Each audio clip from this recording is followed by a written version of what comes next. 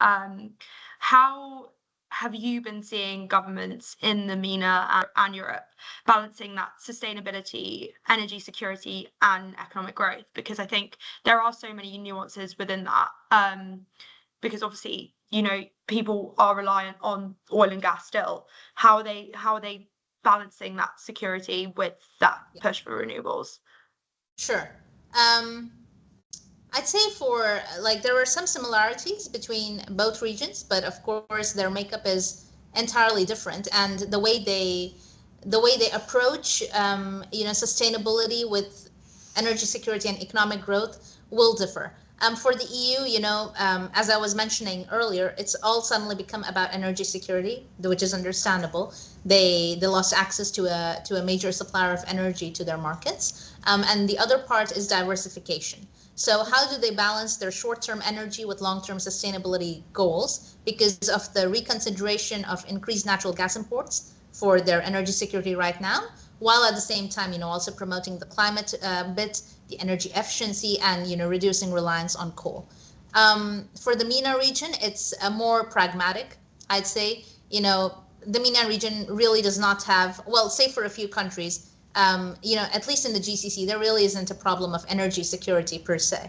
Yeah, maybe some of the countries are net importers, or they do import at times of peak demand LNG or gas, like for Kuwait, for example, even though it has the Al Zor terminal, it needs to import LNG. The UAE takes Qatari gas from the Dolphin pipeline. But overall, we wouldn't say there is a problem of energy security. Yeah, sure. Some of the countries, they want to achieve self-sufficiency.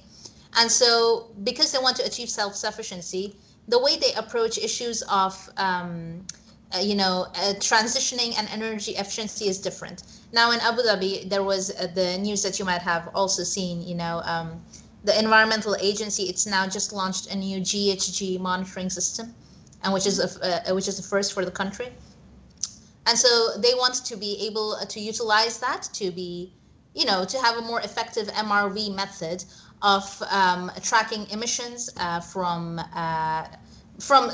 industrial operations, from energy operations, power operations, whatever that may be. And then the consideration is to underpin all of that with a carbon price. So I think it was probably in 2023 when a talk of a carbon price in the UAE was doing the rounds. And the thinking was that we're going to have a carbon price which is going to work to incentivize our own transition.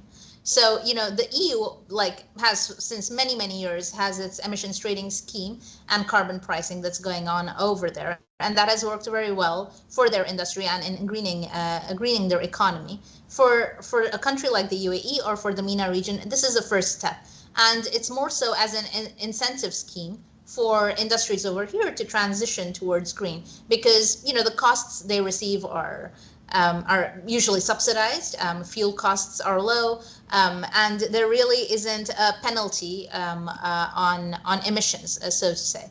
And so the strategy from that perspective is that we are going to put in a carbon price, which is maybe not too low, maybe not too high, but just enough to incentivize the transition.